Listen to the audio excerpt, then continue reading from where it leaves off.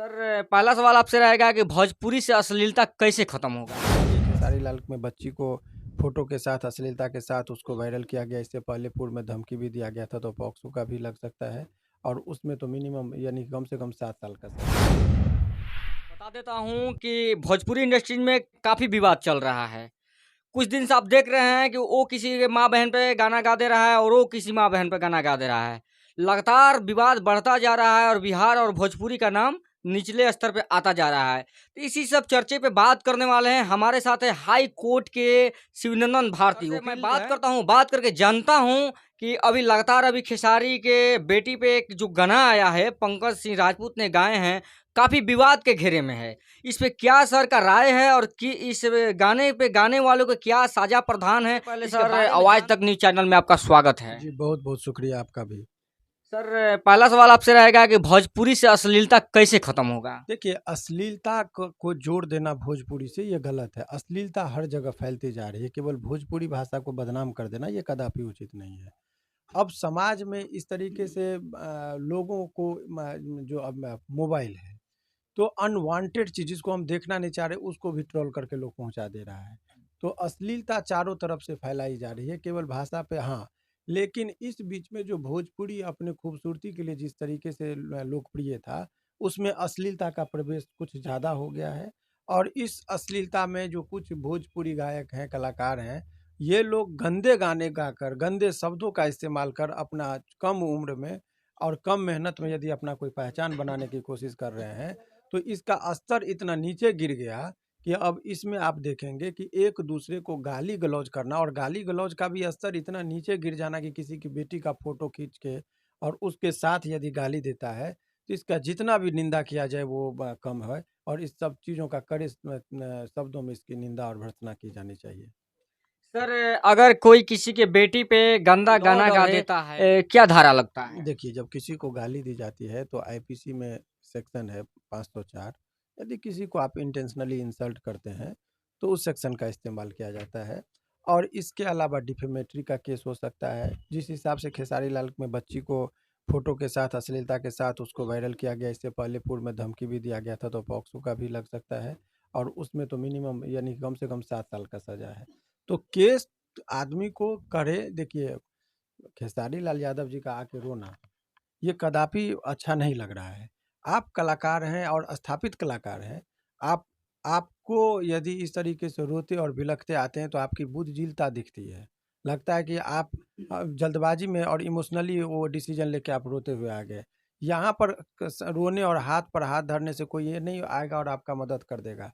आपको गाली पड़ रही है तो आप कानून के शरण में जाइए और जो लीगल एक्शन होता है उसको आप लीजिए। बाकी चीज़ आपके लिए मैं बता दूं कि ये जो गाली है, ये गाली केवल खेसारी लाल यादव को नहीं दिया गया है। ये हर एक पिता को गाली दिया गया है जिसके घर में बेटी है। ये हर एक भाई को गाली दिया गया है जिसको बहन है। तो समाज में माँ बहन को गाली देना ये किसी भी दृष्टिकोण से उचित नहीं है। और खेसारी लाल यादव इसको पर्सनली नहीं ले, समाज उसको देख रहा है और समाज ही उसको दंडित भी करेगा, ये मुझे पूरा यकीन है।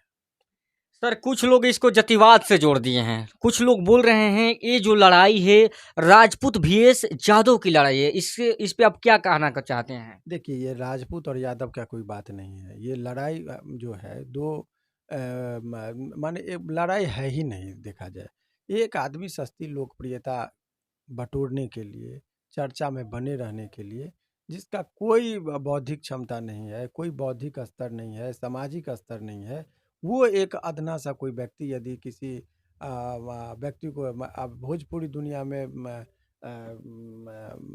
खेसारी लाल यादव का जो अस्तित्व है वो हिमालय पहाड़ की तरह है। अब वहाँ पर एगो छोटा मोटा पत्थर यदि उसे तुलना कीजिएगा पहाड़ का पत्थर से तुलना करना, तो पहाड़ का अपमान ही है ना। तो आप खेसारी लाल यादव जी अपने टैलेंट के बदौलत इंडस्ट्रीज में इतने शिखर पर हैं कि दूर दूर तक उनका कोई प्रतिद्वंदी नहीं है। तो स्वाभाविक है, अमिताभ बच्चन जी का देखिए नाम जब के कितना लोग जाए, लेकिन उन कभी प्रतिक्रिया थोड़े देते हैं। उनको तो श्रद्धांजलि लोग दे दिया था कि मर गए, लेकिन वो हंसते हुए आए और बोले कि देखिए किस तरीके से लोग कर रहा है। तो ये सब चीज़ खेसारी लाल जी को भी इतने जल्दबाजी में ये कोई प्रतिक्रिया नहीं देनी चाहिए। अब रही बात जाति का, जहाँ तक आपने कहा, तो देखिए राजपूत समाज के लोग ही उस लड़के को दंडित भी करेंगे, ये मुझे पूरा यकीन है। और राजपूत भाई का संरक्षण पूरा नहीं है। एक आध आदमी कोई कह रहा है अपना पर्सनल बेनिफिट के लिए, तो आपका निजी लड़ाई में राजपूत उस चीज़ में नहीं पड़ता है।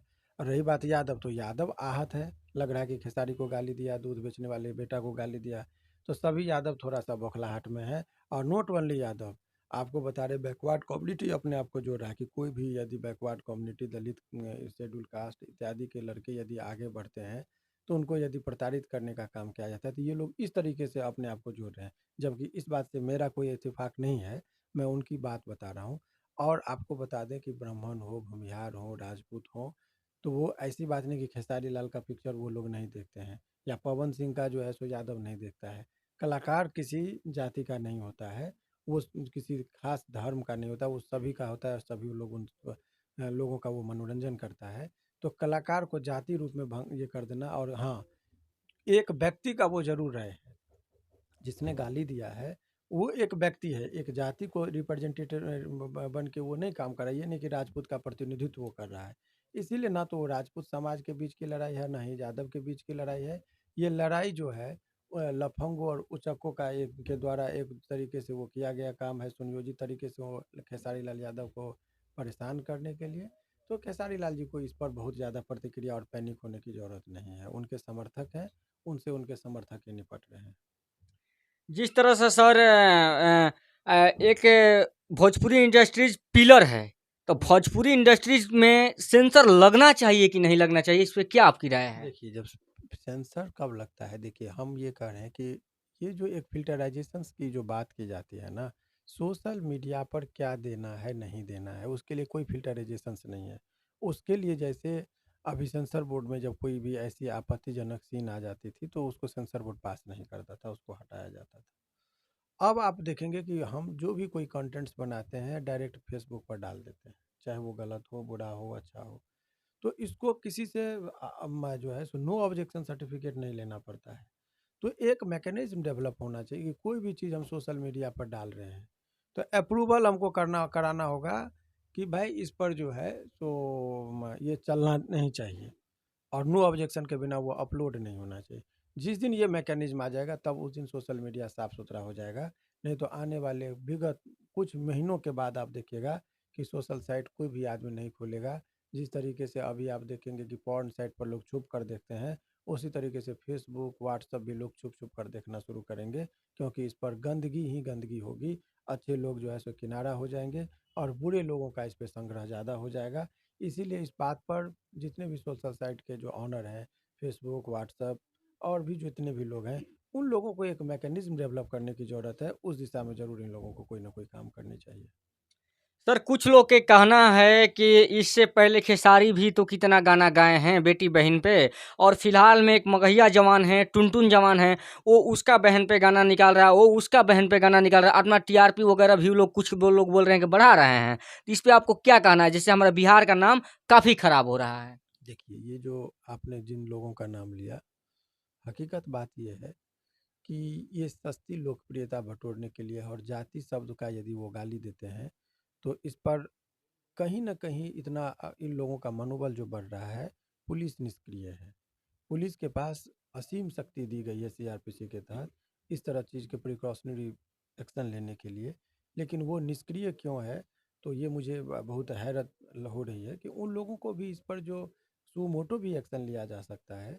इन लोगों को जो इस तरह के गाली गलौज कर रहा है, उन लोगों को अरेस्ट करना चाहिए। अभी आपने देखा होगा कि तेगलबा बाबा एक आए थे, उनका भी खूब चला था, लेकिन प्रशासन ने नकेल कसा तो वो सुधरे। तो इस तरीके का ये जिस लाइक ये जो तगेलवा बाबा को जो मन होता था बोलते थे, उसी टाइप का ये लड़का लोग जो गाना गा रहा है उसी के मेंटेलिटी का है। और ये लोग कानून की भाषा नहीं जानेगा, ये लोग पुलिस प्रशासन की ही भाषा जानेगा। ये इसको बहुत प्यार से आप नहीं समझा सकते हैं। इन लोग का भाषा कुछ अलग लैंग्वेज का ये लोग समझते हैं, जिसके लिए पुलिस सफिशिएंट होती है। तो यही कह सकते हैं। तो सर एक बेटी को गाली देना और उस पे अभद्र टिप्पणी करना एक तो गलत नहीं है, कदापि गलत नहीं है। लगातार भोजपुरी इंडस्ट्रीज में फैलती जा रही अश्लीलता को रोकने के लिए लास्ट उपाय बताइए, क्या करना पड़ेगा? देखिए, इस पर जितने भी कलाकार हैं भोजपुरी के, सभी लोगों की एक बैठक होनी चाहिए, जो माने रिनॉन्ड जो प्रसिद्ध कलाकार हैं, और इन लोगों को इसको कड़े शब्दों में निंदा करना चाहिए और उसको दंडित करना चाहिए। अब जिस रूप में वो दंडित करे, चाहे वो किसी भी जाति का हो, चाहे वो यादव जाति का हो, चाहे वो राजपूत जाति का हो, चाहे वो अनुसूचित जाति का हो। कोई भी व्यक्ति यदि इस तरह का कुकृत्य करता है, तो इन लोगों को अपने सामाजिक स्तर पर जो दंडित करने का जो प्रावधान है, वो बिल्कुल दंडित करे, निंदा करे और इस तरीके से किया जाएगा, तभी इसमें अश्लीलता हटेगी। और हाँ, सभी लोग ये भी शपथ खाएँ कि हम लोगों को रोमांटिक गाना गाना है, अश्लील नहीं गाना है। तो रोमांटिक तक तो ठीक है, अश्लीलता पर जो है सो नहीं जाना चाहिए। और अश्लील गाने का जब सभी कलाकार सोच लेंगे, तब इस तरह का जो है सो कहीं न कहीं कुछ आपको लगेगा कि इसमें सुधार होगा, अदरवाइज़ इस पर अभी सुधरने वाली कोई स्थिति नहीं है। अगर ये अश्लीलता में सेंसर बोर्ड लगाया जाता है या भोजपुरी कलाकारों के द्वारा अगर एक कमिटी गठित होती है और उसमें आपको इनवाइट किया जाता है आपको केस संभालने के लिए, तो क्या आपकी राय उसमें जाएँगे?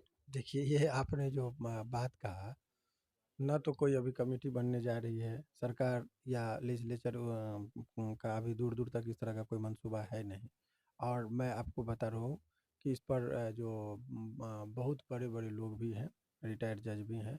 और यदि आपका है कि मुझे बुलाया जाएगा, तो ये सलाह अभी मुख्यमंत्री जी के यहाँ एक सलाह कमेटी बनती है जिसमें अपना लोग राय देते हैं।